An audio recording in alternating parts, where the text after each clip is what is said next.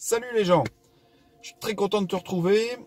Donc n'oublie pas de t'abonner, de liker si la vidéo te plaît et de mettre un commentaire. Aujourd'hui, on va faire une petite vidéo, alors j'espère qu'elle sera pas trop longue, sur le cadrage et la composition. Je voudrais faire une petite introduction là-dessus. Je referai des vidéos là-dessus avec des exemples et tout ça, en te montrant ce qui fonctionne et ce qui ne fonctionne pas. Maintenant, je voudrais juste aborder un petit peu le cadrage et la composition pour toi qui démarre en photo.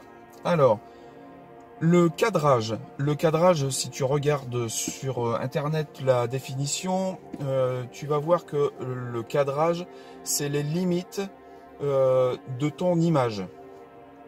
Et la composition, c'est les actions et les manières de former un tout, en disposant et en assemblant différents éléments. Alors, pour le cadrage, comme c'est la limite de ton image, la première des choses, ça va être ton viseur, le viseur de ton appareil photo. Alors là, tu vas avoir plusieurs choses différentes. C'est que suivant le capteur que tu utilises, que ce soit un petit, un moyen format ou bien un plein format, tu auras des choses différentes sur ton image. Après, tu as également l'optique que tu vas utiliser. L'optique que tu vas utiliser, tu te rends bien compte que si tu shootes avec un 50 mm, un 18 mm, voire un 14 ou un 400 mm, tu n'auras pas les mêmes choses sur ton image. Donc ça rentre en ligne de compte sur ton cadrage. Et puis, tu as également, si tu prends ta photo horizontalement ou verticalement, tu ne vas pas faire rentrer les mêmes choses dans ton image. Ton cadre ne va pas être le même. Et puis, une dernière chose, c'est le point de vue que tu vas prendre par rapport à ton sujet. Alors, pour faire ta photo, peut-être que tu vas te mettre à 3 mètres, ou peut-être que tu vas être très rapproché, mais pour toi voir ce que tu veux vraiment sur ta photo, peut-être que tu devras te déplacer. Alors, soit te mettre en hauteur, soit te mettre à plat ventre ou à genoux, te déplacer sur le côté ou sur l'autre côté. Par exemple, en paysage, là c'est, je pense, l'endroit où tu vas te déplacer le plus. Parce que si tu as un paysage et qu'il te manque quelque chose dedans, peut-être que pour toi, apporter un élément supplémentaire en premier plan pour donner de la profondeur à ton paysage, peut-être qu'il va falloir que tu fasses 2, 3, 5 km en plus pour justement apporter cet élément supplémentaire. Donc ça, c'est pour le cadrage. Pour la composition, donc là, tu vas avoir ce qu'on va appeler les règles de composition. Alors, il y a plusieurs écoles là-dessus. Moi, je vais te donner la mienne.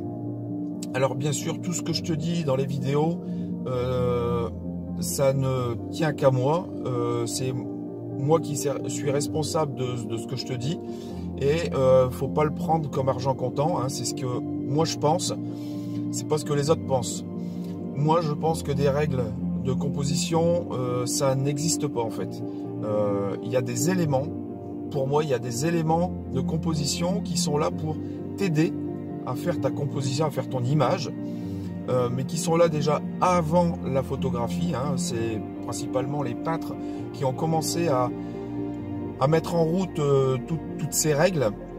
Donc on appelle ça des règles, mais pour moi il n'y a aucune règle. Alors par contre, ce qui est très bien, c'est quand tu débutes, c'est de connaître ces règles, de les appliquer pour voir ce que ça donne, les comprendre, et une fois que tu les as comprises, là tu t'en détaches et tu composes, tu fais ta photo, celle que tu veux. Il n'y a personne, donc je te dis bien, il n'y a personne qui a à te dire cette photo est mal composée. Si c'est toi, si tu arrives à donner une explication sur ta photo, pourquoi tu l'as composée comme ça, il n'y a personne qui a le droit de te dire non, celle-là, parce que tu n'as pas utilisé la règle des tiers ou de fuyante par exemple. Alors, ces règles, tu as par exemple la règle des tiers, les lignes des tiers qui vont former les lignes de force et les points de force. Ça va te permettre de positionner ton sujet à un endroit précis de ton image pour donner plus de force à ton image, à ce que tu veux transmettre dans ton image. Donc tu as ça, tu as les lignes directrices. Les lignes directrices, tu en as de plusieurs sortes. Tu as des courbes, tu as des diagonales, tu peux avoir des lignes directrices verticales, horizontales. Tu as les contrastes. Tu peux avoir dans ton image un élément très contrasté avec quelque chose de beaucoup moins contrasté à côté, et ce qui va te permettre d'attirer l'œil de celui qui va regarder ta photo.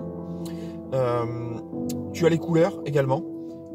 Bien souvent, on a les couleurs qui sont assez flashy, assez punchy, qui vont attirer l'œil. Donc, à toi de voir si tu veux vraiment attirer l'œil, ou plus des couleurs pastel, où là, ça va être beaucoup plus diffus. Tu as aussi cette histoire de perspective. Donc là, la perspective, c'est ce que tu vas entreprendre suivant les objectifs que tu vas utiliser.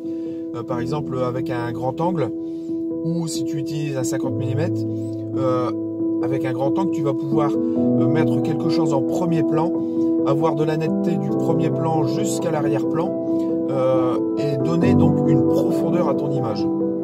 Alors, tout ça, ce sont vraiment des principes, des règles de composition qui vont te permettre de t'aider à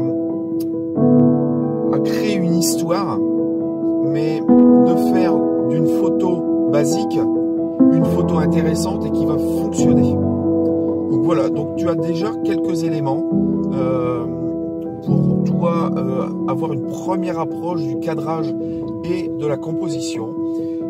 Donc moi je referai plusieurs vidéos, je pense, alors peut-être séparément cadrage et composition, mais je te montrerai des exemples qui ne fonctionnent pas avec des images que moi j'ai prises. Eh bien écoute, j'espère que cette vidéo t'a plu, laisse-moi des commentaires, et puis moi je te dis à bientôt, salut!